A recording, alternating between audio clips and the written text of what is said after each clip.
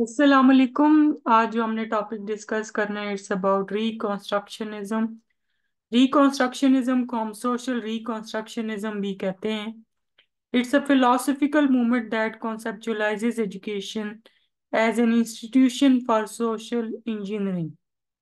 It encourages schools, teachers, and students to focus their studies and energies into a new and more pervasive social inequalities, and as the name implies, reconstruct society into a new and more just social order.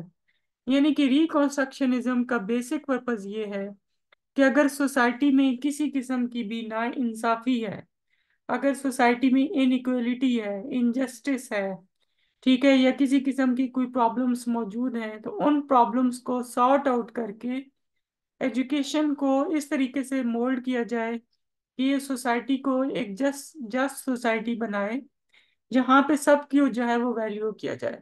A primary objective of Reconstructionism is to develop innovative curricula and pedagogical strategies to construct a new consciousness of collective internal social cooperation. अगर हम social रिकॉन्स्ट्रक्शनिज्म की बात करें तो ये यूम करता है कि the survival of our society is threatened by many problems, and you know all these problems, जिसमें रेसिज्म है, सेक्सिज्म है, पॉवर्टी है, पोल्यूशन है, ठीक है, एक्सप्लोजन है, ठीक है। इसके अलावा डिफरेंट काइंड ऑफ थ्रेट्स हैं, टेरर टेररिज्म है, ठीक है, एनर्जी शॉर्टेज है, इलिटरेसी है, हेल्थ केयर सिस्टम की इनएडिकेसी है, अनएम्प्लॉयमेंट है। इसके अलावा और भी बहुत सारे हैं। Something can be done to keep the society from destroying itself, and education is one of the main source जो कि सोसाइटी को रिकॉन्स्ट्रक्ट करने में, यानी कि सोशल ट्रांसफॉर्मेशन में इंपॉर्टेंट रोल प्ले कर सकती है। According to this school of thought, there are five major tenets. Number one, society and education require constant reconstruction.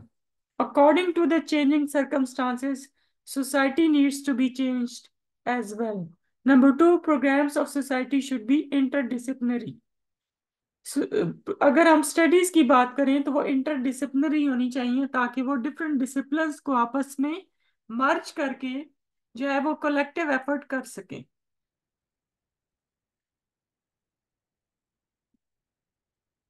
Number three, education is being used to build a new social order and educate individuals into a new citizenship behavioral roles. As the circumstances are changing daily, the lifestyle is also changing on the daily basis. Therefore, new behavioral roles are being assigned to different persons according to the new social order.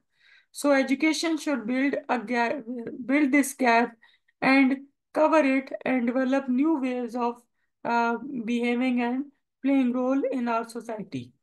It's a rationally educated humankind can direct the process of social and conscious evolution toward progressive goals and thus control humankind's destiny. Educational socialization must now be both globalist and futuristic in its orientation.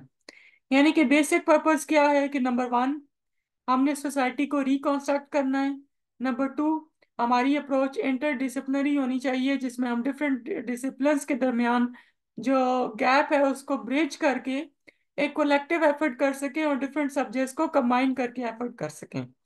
फिर जो new social order है और जो changing circumstances हैं उनको build करने के लिए जो नए बिहेवियरल रोल्स असाइन हुए हैं उनको फुलफिल करने के लिए एजुकेशन को अपना रोल प्ले करना चाहिए। एक ऐसी ह्यूमन काइंड क्रिएट करनी चाहिए जो कि रैशनल हो और इस process of social and conscious evolution में जो है वो काम कर सके, जिसका मकसद प्रोग्रेस है, ठीक है, जिसका मकसद जो है वो प्रोग्रेसिव गोल्स है। एजुकेशनल सोशलाइजेशन जो है वो ग्लोबलिस्ट अप्रोच के साथ होनी चाहिए और फ्यूचरिस्टिक अप्रोच के साथ होनी चाहिए। अगर हम इसकी बात करें सोशल रिकॉन्स्ट्रक्शनिज्म की, तो ये जो है ना, it's based on the theory that society can be reconstructed through the complete control of education, कि एजुकेशन के जरिए हम सोसाइटी को रिकॉन्स्ट्रक्ट कर सकते हैं। The objective was to change the society to conform to the basic ideals of the political party or government in power और to create a utopian society through education. एक ऐसी सोसाइटी क्रिएट करना जिसमें एक simple, एक umbrella shape government हो, ठीक है, जो कि एक अम्ब्रेला के अंदर तमाम जो दुनिया है वो फॉल करे। सोशल रिकंस्ट्रक्शनिज्म एजुकेशन वाज कि अगर हम बात करें तो ये कल्चर के थ्रू जो है वो प्रमोट होती है, और ये जो है एंथ्रोपोलॉजिकल पर्सपेक्टिव के जरिए इसको देखा जाता है। ठीक है। इसके अगर हम कीवर्ड की बात करें तो वो रिकंस्ट्रक्शन है। रिकंस्ट्रक्शन का क्या मतलब है कि सोसाइटी को हमने नए तरीके से जो है वो रिकंस्ट्रक्ट जो है वो करना है। 1920s में बात करें तो beginning of social reconstructionism movement in USA start हुई। 1930s में फिर फ्रंटियर थिंकर्स के नाम से जॉर्ज काउंट्स ने एक बुक जो है वो पब्लिश की जिसका नाम था dare the schools build a new social order. फिर 1950s में थियोडर ब्रामेल्ड ने जो है वो फाउंडेशन ऑफ सोशल रिकंस्ट्रक्शनिज्म रखी थ्रू द एजुकेशन। अगर हम लीडर्स इन बात करें सोशल रिकंस्ट्रक्शनिज्म में तो उसमें थियोडर ब्रामेल्ड है, जॉर्ज एस काउंट्स है, इवन इलिच है, पालो फ्रायर है, और बेल हुक्स है। ठीक है। अगर हम थियोडर ब्रामेल्ड की बात करें, he was the founder of social reconstructionism. ठीक है। और वर्ल्ड वॉर 2 के बाद जो है इन्होंने अपना काम करना शुरू कर दिया। फिर उसके बाद जॉर्ज एस काउंट्स है। He was an American educator and activist who played a leading proponent of social reconstructionism, and he believed that schools should bring about social change. फिर उसके बाद इवन इलिच है। ये एक सोशल रिफॉर्मर थे 1970s में जिन्होंने बुक लिखी डी स्कूलिंग सोसाइटी। ठीक है। और उन्होंने ये कहा कि स्कूल और एजुकेशन दो मुख्तलिफ चीजें हैं। ठीक है। फिर उसके बाद पालो फ्रायर है, वो जो कि ब्राजीलियन थे। ठीक है। जो जिन्होंने इसमें अपना रोल प्ले किया। फिर बेल हुक्स है, जो कि Gloria Jean Watkins is best known for his pet name bell hooks. वो एक ऑथर थी जिन्होंने जो है वो फेमिनिस्ट इशू के ऊपर काम किया, और उनका जो इशू ऑफ टॉपिक्स थे वो थे race, gender, class and sexual operation. ठीक है। फिर अगर हम इसकी मेन एम्स की बात करें कि क्या क्या मेन एम्स हैं, तो number 1, critically examine all cultural and educational institutions and recommend changes and reforms as needed.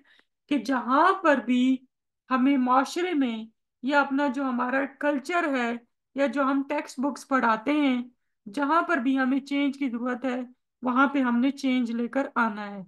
Number 2, to teach the students and the public not to settle for what is, but rather to dream about what might be. Number 3, prepare the students to become agents for change. ये 3 basic purpose हैं, AIIMS of education है, जो कि इसके मुताबिक हैं। Knowledge की अगर हम बात करें तो according to social reconstructionism knowledge has the following characteristic. Number 1, knowledge is not viewed as a purely intellectual quantity. Both people's gut knowledge and their intellectual knowledge are important and interdependent. Number 2, knowledge is both cognitive and experimental in nature. It is not just information about but also experience with a subject. कि सिर्फ हमने किसी चीज के बारे में information नहीं provide करनी, बल्कि हमने लोगों को उस चीज का एक्सपीरियंस देना है। Number 2, although it is a personal attribute, social reconstructionism are concerned with the knowledge possessed by the society. ठीक है। फिर उसके बाद social reconstructionism takes gestalt approach to knowledge. Gestalt approach क्या है? Whole is more important than the sum of its parts. ठीक है। Viewing it in relation to another knowledge. Knowledge has meaning and value because it fits into a structure और pattern. फिर social reconstructionism की बात करें तो ये interdisciplinary in nature है and questions the fundamental categories of all disciplines के। अलग अलग डिसिप्लिन्स की बजाय उनको एक कोलेक्टिव एफर्ट जो है वो करनी चाहिए। Social reconstructionism highlights the ethical and political dimensions of knowledge, and it's used by emphasizing that schools must be seen as a place where culture, power, and knowledge come together to produce a vision of future, a vision that determines what knowledge we consider to be true, ethical, emancipatory, and worthwhile. ठीक है, तो इसमें अगर हम बात करें तो सबसे पहले एक सोसाइटी होती है, फिर एक करिकुलम डेवलपर होता है जो कि करिकुलम के बारे में नॉलेज रखता है, जो कि चाइल्ड तक पहुंचता है, और चाइल्ड भी जो है वो फिर सोशल एक्शन के लिए तैयार हो जाता है। ये जो है ये करिकुलम नॉलेज के बारे में जो कॉन्सेप्ट दिया था ये शेरो ने दिया था 2012 में, अपना मॉडल जो है वो पेश किया था। नेचर ऑफ लर्नर की बात करें तो स्टूडेंट्स जो है वो क्रिटिकल एलिमेंट है in bringing about the social change. Students are capable of initiating and adapting to change, specially if they are influenced by appropriate adult role models. Number three, students are futures of the society. So schools should educate them not only by their standards, but also by appropriate adult role models. ठीक है, और इसके अलावा students are futures of the society, so school should educate them not only by the standard but also with what could help the society. यानी कि इसमें हमने तीन चीजें फोकस में रखनी है। नंबर वन, स्टूडेंट्स को सोशल चेंज के एक एलिमेंट के तौर पर लेना है, और हमने इस चीज पर भरोसा करना है कि उनके अंदर ये सलाहियत मौजूद है कि वो कोई भी चेंज इनिशिएट भी कर सकते हैं, ठीक है, अडेप्ट भी कर सकते हैं, और अडल्ट रोल मॉडल्स के मुताबिक जो है वो अपने आप को चेंज का फैक्टर भी बना सकते हैं।